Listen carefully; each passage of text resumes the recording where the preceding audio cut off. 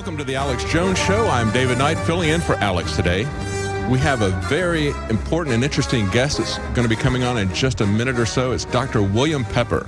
Now, Dr. Pepper is a human rights law advocate. He is a barrister from the United Kingdom, admitted to the bar in numerous jurisdictions throughout the United States.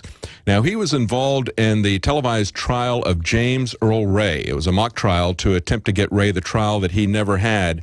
And he's also been involved in a recent trial trying to get a retrial for Sirhan Sirhan, filing motions to get a retrial based on new evidence that has surfaced as recently as within the last 10 years. There's been a lot of evidence that's surfaced about that, so we're going to talk to him about that, as well as cases that are breaking now. One thing I want to get his opinion on, and this is a breaking piece of news, the judges who preside over America's secret court. This is out of Reuters. It says 12 of the 14 judges who have served this year on the most secret court in America are Republicans. Half are former prosecutors. What we're seeing here with the FISA court, we're told not to worry about all these releases of NSA snooping because it's all been authorized by these judges. Well, it turns out that they fly them in for a short period of time. They're actually working on, as regular judges in their jurisdiction, they fly them in from time to time. They do a cursory review of this stuff and just say, go ahead and do it. There's not any sense of a reasonable cause when you give the government permission to look at the phone information for millions of American customers. Don't tell me that they did any kind of an investigation about that. So what we're going back to is we're kind of overthrowing the rule of law and the overthrow of things like star chambers. We're going back to things that we'd hoped we'd left behind in the dark ages. And so I'd like to get Dr. Pepper's comment about that. Dr. Pepper, thank you for joining us today.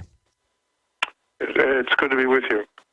What do you think about that? What do you think of the secret courts that we're told that we don't have anything to worry about because all these FISA releases are being overseen by a judge and so in a secret court? So they've okayed that, and we're not allowed to see those decisions, what the basis of that was, but we should be reassured that we have judges, even though they're secret, looking over this stuff. What do you think about that? Well, I think the basis of any democracy is accountability, and ultimately accountability to the people. And one of the problems with secrecy of any kind, including the deliberations that go before the FISA courts, is that the people are not given the opportunity to understand the underlying basis and reason for, as you did say, the decisions that are being made. When you have a situation where, as we did have in America, and in my view, this is not the country I grew up in, you had a separation of powers that meant something, where there was a crossover in terms of checks and balances, and we're moving further and further away from that. And I think you're quite right, into a more secretive society. And the FISA courts are, which have been around for some time now, are only one example of the movement towards secrecy and the unaccountability of the government, particularly the executive. And if you had a Congress that was willing to look at the actions of the executive, and here you have to understand the executive acts also by executive order, and those executive orders, so many people in the United States don't even know anything about. And, absolutely. Yet the last two presidents have exhibited a great tendency to rule by executive order. So we don't have congressional accountability.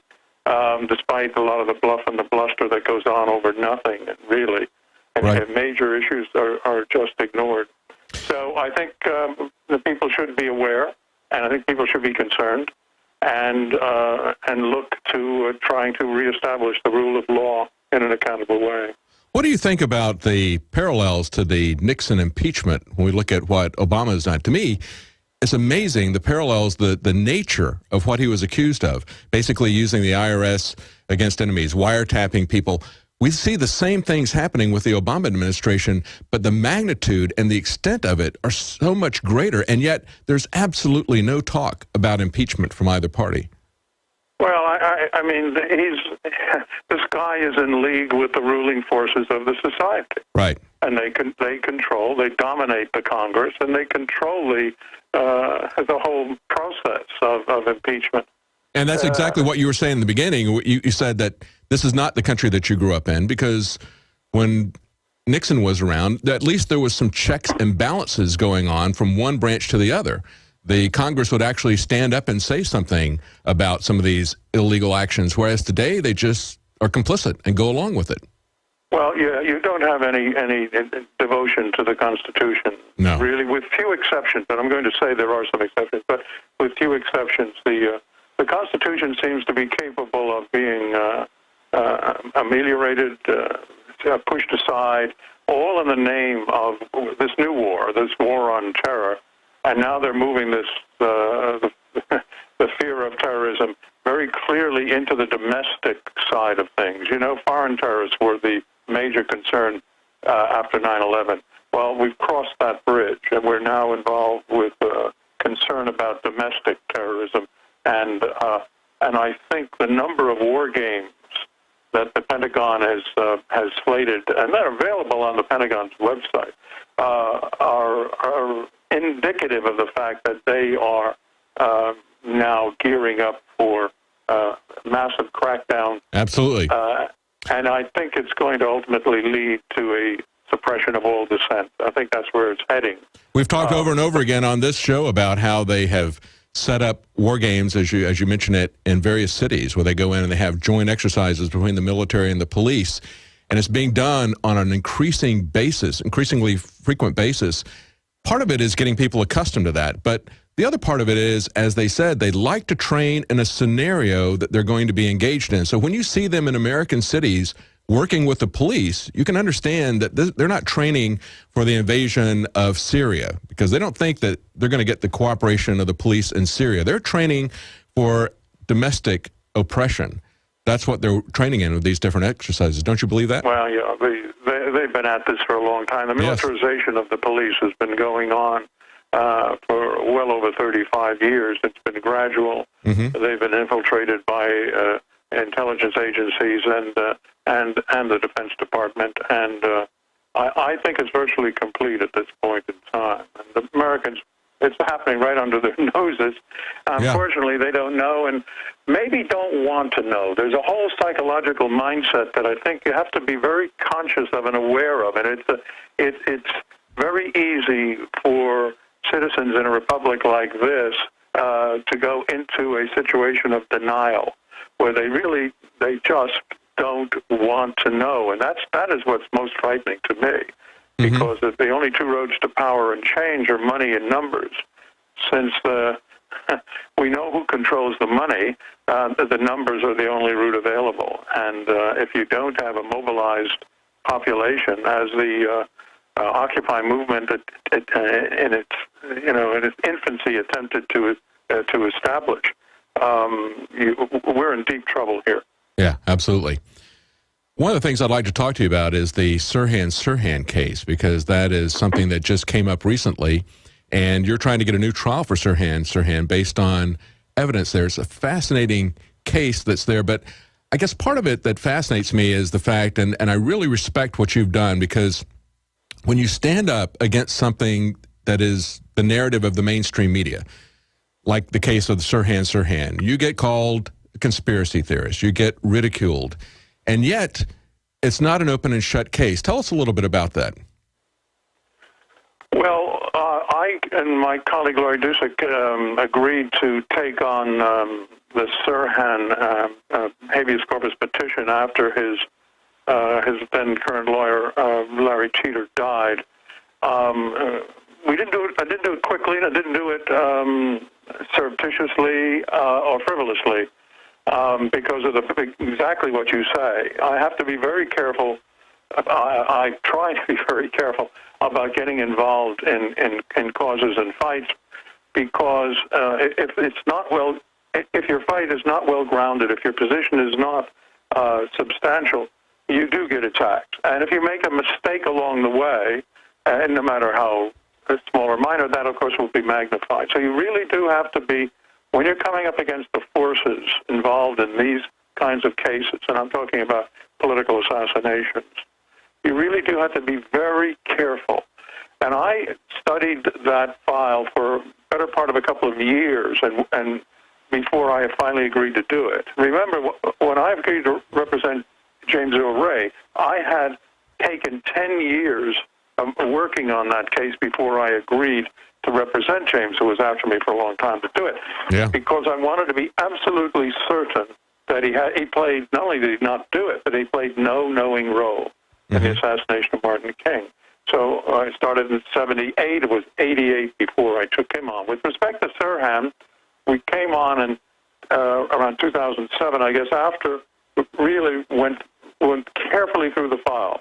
Now, this wasn't a particularly important case for me personally, because as I knew Martin King the last year of his life and was very close to him during that period when I was much younger and I'd come back as a journalist from Vietnam, I also knew Bobby Kennedy. I was his Citizens Chairman when he ran for the Senate in New York State in 1964 in Westchester County. I ran his campaign, and though I was very young, I had a fairly large following of reform type. Hang on, Dr. Pepper. We're gonna continue. I want to hear the rest of this, and I know everybody's going to want to hear about the Sirhan Sirhan case because it's not an open and shut case as we've been told. Hang on, we'll be back after the break.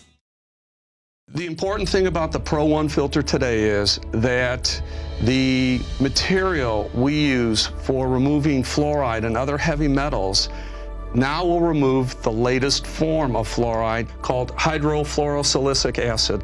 There's no other fluoride reduction filter out there that will remove that type of fluoride. And it's extremely important because today we're hearing more and more cities are using that form of fluoride. We've been having medication forced on us through the water system for quite a while. Most people don't realize it. Most people don't realize the negative effects of fluoride. There's a wide range of health effects that are attributed to fluoride. Bottom line, why should somebody get this new Pro 1 ProPure filter? The reason to buy the Pro 1, it's an all-in-one filter. It's convenient, easy to use. It doesn't require the add-on fluoride filter. And in addition, this filter removes the latest form of fluoride called hydrofluorosilicic acid.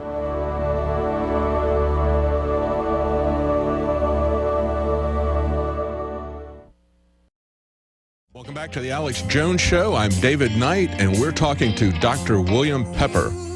We had a trial for the Martin Luther King assassination, the trial that James Earl Ray never got. And just recently, he has moved for a retrial of Sirhan Sirhan based on some new evidence that turned up in 2004. And it's very interesting to see that it may take a very long time. As he mentioned just before the break, he spent 10 years investigating the Martin Luther King assassination before he decided to take the case. Even though he was in touch with the Martin Luther King family, they had questions about the story as presented by the government. And of course, there had never been a trial because James Earl Ray pled guilty so that he would not get the death penalty. And it takes a long time for the truth to come out. We're just learning this week that a new documentary is coming out about the Flight 800, the TWA Flight 800, that happened about 17 years ago, blew up in midair, had a lot of witnesses say that they saw a missile. They saw something that looked like flares going out and up to the plane and then exploding in the plane. We had transcriptions of pilots talking to the air traffic control saying the similar thing. We had the FBI going around and confiscating data from people. Now we've got 6 whistleblowers who are probably now retired and want to get the truth out. We saw the same thing with the Oklahoma City bombing with A Noble Lie. And now we have a documentary that is coming out from InfoWars. We're going to have that exclusively here at InfoWarsShop.com. And that is State of Mind. And it talks about mind control and how that's been around for quite some time. And that actually plays a part in the Sirhan Sirhan story. Tell us a little bit about that, Dr. Pepper. Right. Well, I mean, we can go through the litany of evidence in the Sirhan case. We became convinced that he was totally and is actually innocent of the assassination and was used as a patsy. We had initially suspected that there was some mind control activity at work because of his failure to remember very critical events in the pantry consistently, historically, over the years, which would in fact have enabled him to explain what was happening. So what one of the things we did was to bring in Dr. Daniel Brown from Harvard, who's a specialist in hypnoprogramming. Hypnoprogramming doesn't mean hypnotism alone. It's the use of chemicals and drugs in combination with hypnosis. And this is something that the CIA has admitted to doing since at least the 60s, going back to the 50s, actually, with Frank Olson. It was already well into it. He died sometime in the 1950s. Yeah, they've been involved in this tactic for quite a long period of time, right? And have developed it with a degree of sophistication. Dan spent over 70 hours over a period of 3 years and 70 different sessions with Sirhan, and we have filed his massive report and opinion and affidavit, and it's pretty clear that Sirhan was, in fact, put through a 2-week mind control session at a specific clinic.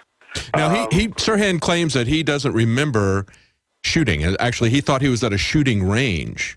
Is that correct? Yes. Yeah, this is what they had programmed him to recall, that he had been at a shooting range that afternoon, and he was programmed on cue, which was a pinch on the neck for the handler. The handler was a woman who attached herself to him in the hotel and went into the pantry and sat with him and effectively controlled him. He was used fundamentally just to distract.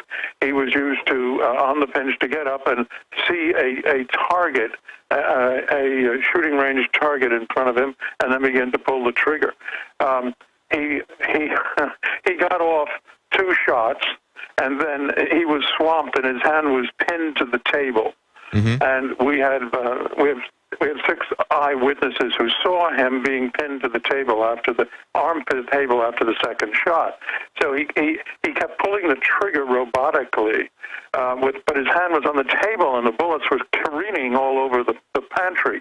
Meanwhile, the actual assassin put 3 bullets at powder burn range into the back of Senator Kennedy, 2 through his coat and 1 through his right ear, which into the brain, which killed him. And that was the fatal shot. A 4th shot went through his shoulder pad. So 4 shots were fired from the rear. Sirhan was never toward the rear. He was always in front of the senator. I mean, we have 12 eyewitnesses, who independently always placed him in front of the senator, never behind him. Amazing revelation. We're going to continue on with that. It's extraordinary. Now you can watch Alex Jones live at Infowars.com/show. You'll find links to all of our content there and a free 15-day trial for Prison Planet TV. You can also browse the network, the Infowars Nightly News, and over 60 movies and documentaries all together in one place. You can watch the Alex Jones radio show live as it happened. So check it out, Infowars.com/show.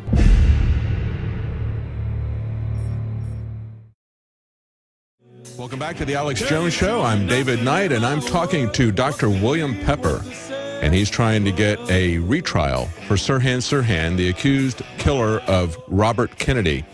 And we were talking just before the break about how Sirhan Sirhan maintains, and Dr. Pepper's had testimony from expert psychologists, he maintains that he was under mind control, that he did not know where he was or what he was doing. He believed that he was shooting at a target range. And Dr. Pepper was just telling us before the break that he only got 2 shots off. And then people around him pinned his hand to the table. And he continued to fire until he fired all 8 shots. And he fired randomly into the crowd of spectators there. Meanwhile, Robert Kennedy was killed with 3 shots from behind at point-blank range, as Dr. Pepper puts it, powder burn range. And he was just telling us about some of the details about that. This is not just assertions.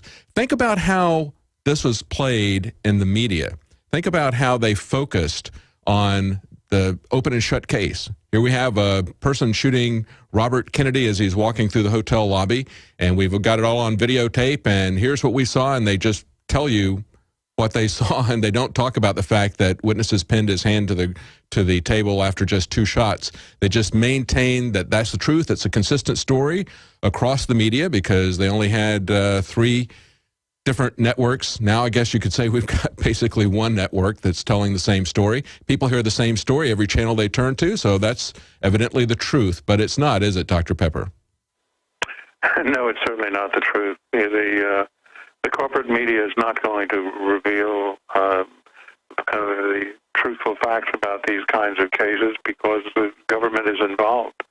And they will continue and perpetuate the cover-up to the extent that they can for as long as they possibly can. You know, Carl Bernstein alerted us to the fact that there were over 400 intelligence agents spread throughout all of the media in America in very senior positions as well as stringers. And they make a point of influencing what goes in and what stays out. And the masses are not going to be told what really has happened. There was some new evidence that came out in 2004. Tell us about that audio tape. Yeah, there was an audio tape. It was a tape recorder that was running by it's called a Brzezinski tape by a journalist researcher who was there, and it has been known from the beginning, and it was a part of the archival evidence. But it was not possible to do the kind of very precise analysis of the sounds on that tape. It really that technology only developed in the middle of the 2000s, 2005, 2006. And we were able to get a computerized analysis of the sounds on the tape, and it indicated that 13 bullets, they identified 13 bullets as having been fired.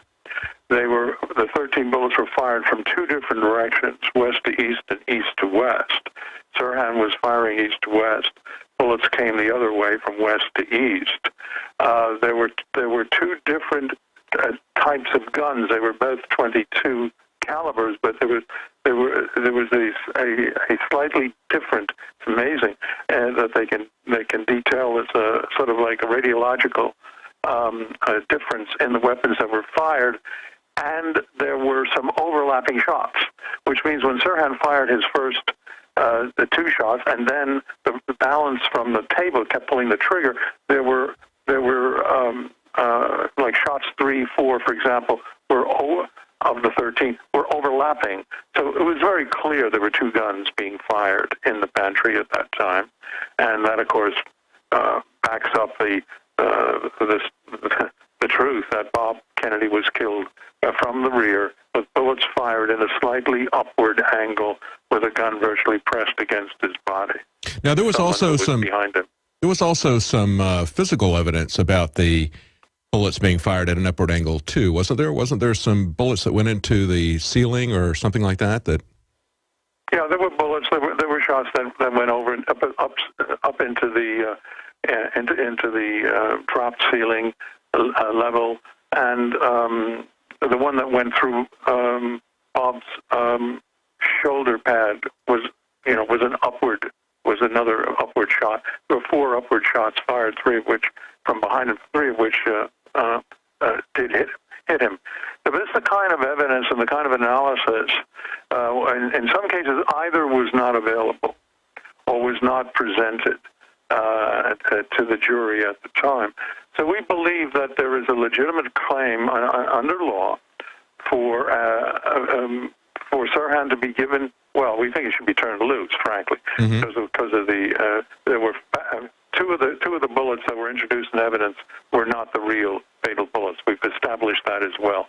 They were not bullets that were fired from Sirhan's gun. So the evidence is so strong that we think actual innocence is clear, and if he's not going to turn him loose, of course, but we would hope they would give him a new trial. If they won't give him a new trial, we would hope at least we can get an evidentiary hearing where, for the first time, all of this new evidence can be put out under oath.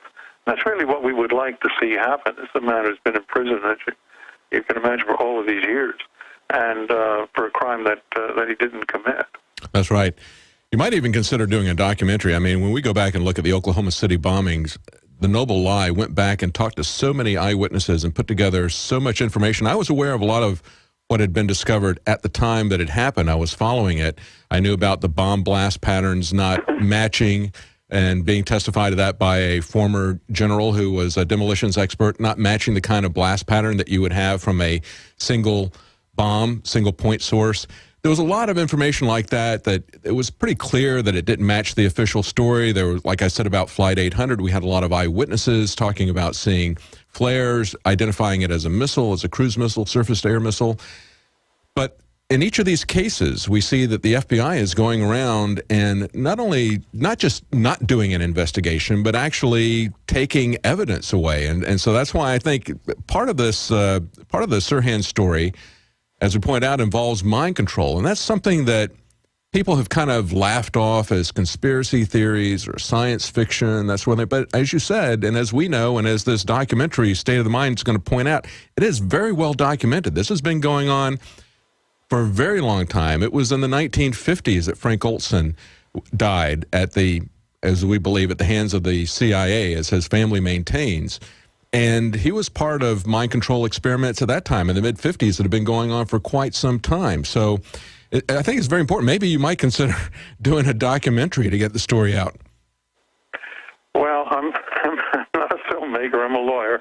I'm happy to cooperate with people who want to do documentaries on these kinds of cases.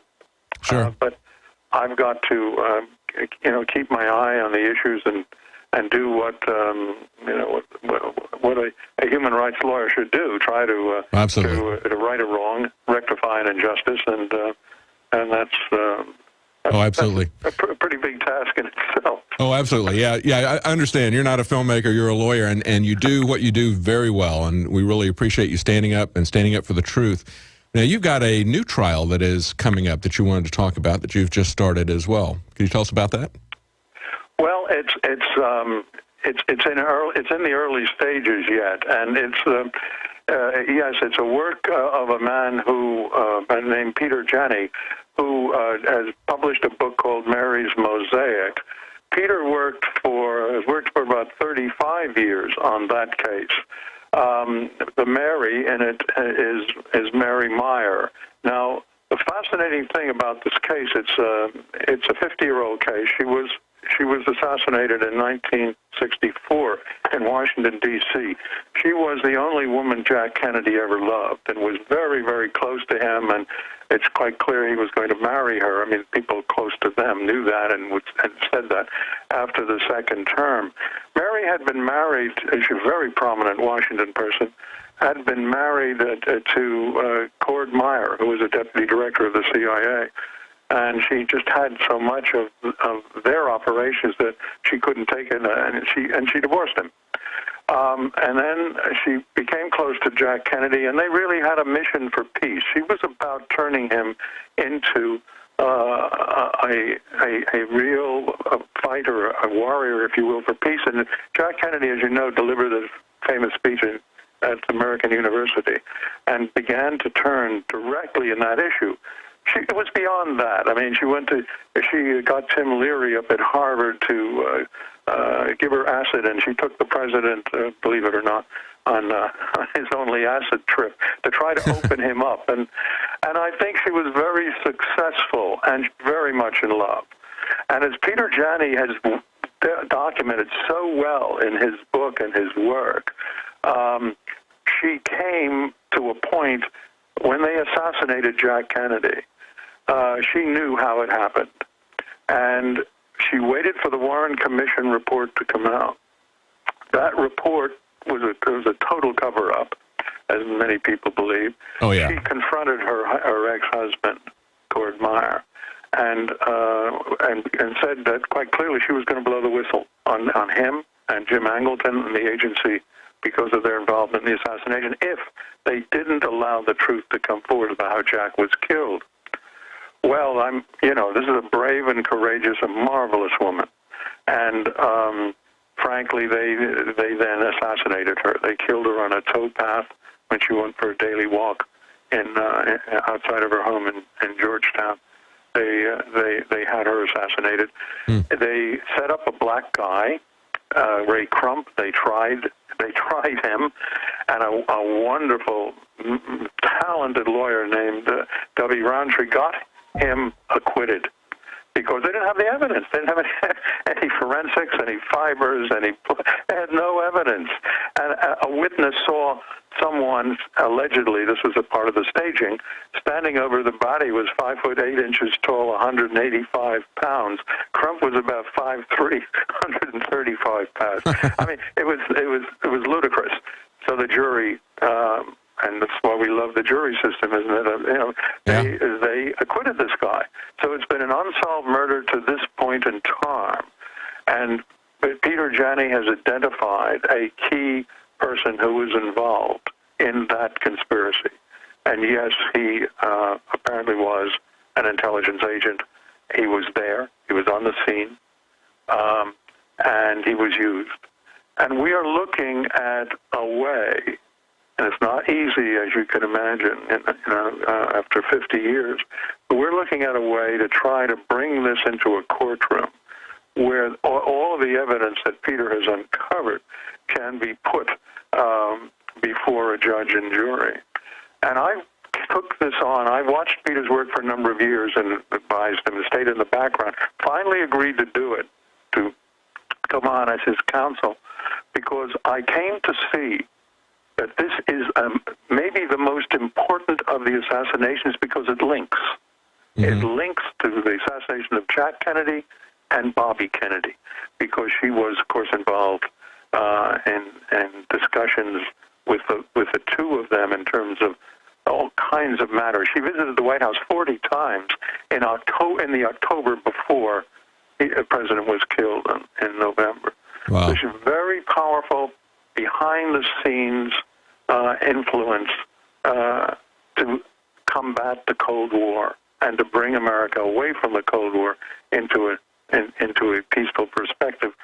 And, of course, that's one of the things that was held against John Kennedy, that he was looking to normalize relations with Cuba, that he had entered into serious discussions with Khrushchev. Well, you talk about Kennedy's peace movements. He actually stopped Operation Northwoods, which is really kind of a template for 9/11. If people want to know why we believe, one of the reasons why we believe it is because they had planned it decades before, doing exactly the same thing. He walked out of the one time after another. The Joint Chiefs came at him. Curtis LeMay and Lemnitzer came at him. They wanted a preemptive strike on the Soviet Union, a nuclear strike. I mean, one thing after another. These military guys were on Kennedy, and when he questioned them specifically and precisely about details, they didn't have them.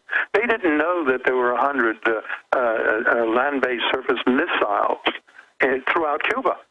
They didn't even know that. And if there had been the invasion that they were looking to mount, it would have been a disaster for mainland United States as well as for any invading force. Absolutely. Yeah, for people who don't know, I mean, look at Operation Northwoods. That was a plan to fly planes into buildings and blame it on Cuba so they could have an excuse to attack Cuba. It was a plan to do bombs in civilian areas, a campaign of terrorism, so they could blame it on Cuba and then invade Cuba. Exactly right. And when Lemnitzer was let go by Kennedy, he goes to NATO, and you see in NATO, you see Operation Gladio, where they had a campaign of terror there that they then turned around and blamed on the communists so they could move their agenda forward there.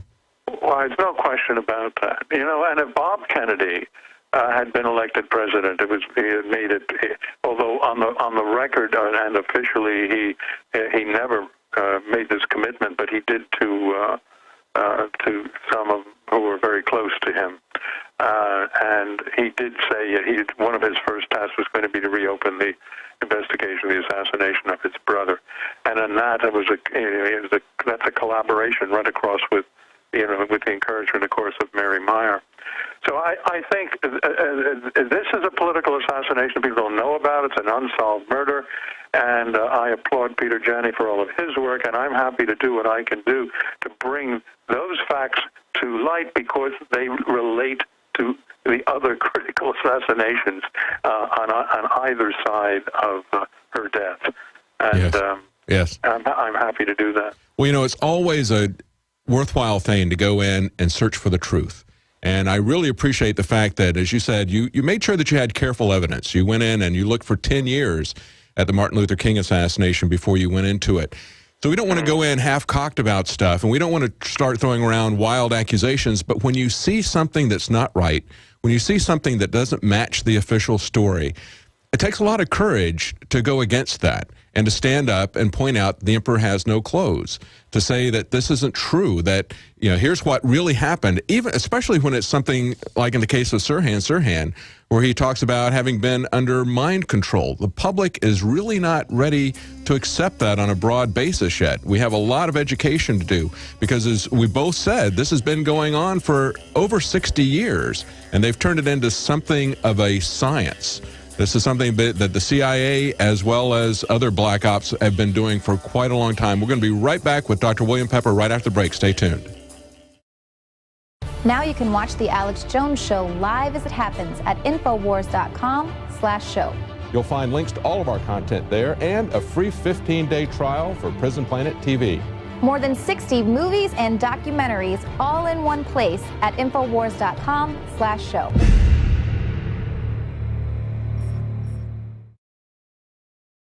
Welcome back to the Alex Jones Show. I'm David Knight, filling in for Alex here in Austin. A little bit of housekeeping before we go back to our guest, Dr. William Pepper. Infidel Body Armor at infidelbodyarmor.com. Take a look at their product. It stops hundreds of rounds of AK-47, M4, 3060, 308, and more. It's ceramic armor, just stops 6 rounds, but this goes beyond that. This stops hundreds of rounds. It's related to level 3 body armor, and that number is 888-608-6605. That's 888-608-6605. And as we were talking about at the beginning of the hour, this amazing case out of Tennessee where just complaining about cloudy, bad-tasting water to the water board caused them to threaten the complainers with terrorism. Not just calling them loony, not just calling them conspiracy theorists, but threatening them and saying, you better be careful. We might talk to Homeland Security about you. We might out you as a terrorist. Well, you may not be able to get the bureaucrats to do anything to clean up the water, but you can take control of it yourself to some degree. If you live in an area like we do here in Austin where they dump a lot of garbage into the water, fluoride and other things, you can get a ProPure filter. You can get that at InfoWarsStore.com. You can get 10% off. It's gravity filtration. It's the best way to purify your water. Unlike reverse osmosis or distillation, the ProPure filters don't eliminate the beneficial minerals that are found naturally in the water. Something you can do to help the operation and to take some control over your life, because there's only so much you can do to get these arrogant bureaucrats. You can't get them to stop spending massive amounts of money to take the waste from the aluminum and nuclear industry, the fluoride, and start dumping it into your water. Even if you believe that that is beneficial, and there's much, much science to show that it isn't, to show that it increases bone cancer and other illnesses, even if you believed that it was effective, it doesn't make any sense whatsoever to mass medicate a population by putting stuff in the water supply. You're always going to get people that are under-medicated or over-medicated, even if it were effective, and it's not effective.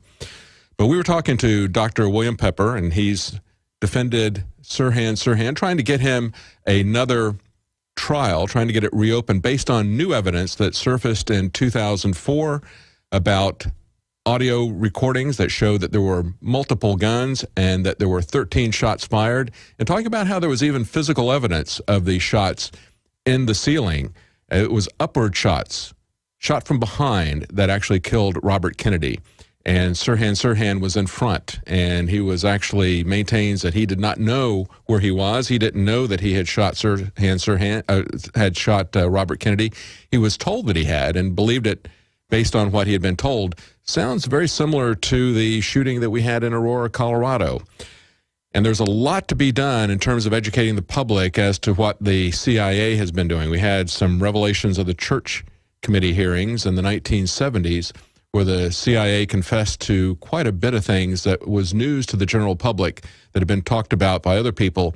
And we know that for at least 60 years, the government has been making a science out of mind control. That's something that the general public just doesn't understand yet. And we have a documentary that's coming out that you can pre-book right now at InfoWarsStore.com, Mind Control. It's about the psychology of mind control and what's been done in these programs over the last several decades. Dr. Pepper, we were just talking about the new trial that you're getting involved in. Tell us a little bit about that, and we've got a couple of more minutes. Tell us where you want to try to take that. You said you're trying to get that case reopened and actually, I guess, trying to do a prosecution based on the evidence that you've got there. Is that correct? Well, I think we're exploring all of the possible avenues. The whole idea is to get a judicial setting, whether it's civil or criminal, where the evidence that Peter Janney has dug up and others have dug up as well. Now you can watch the InfoWars Nightly News streaming live as it happens for free. Check it out at InfoWars.com/show.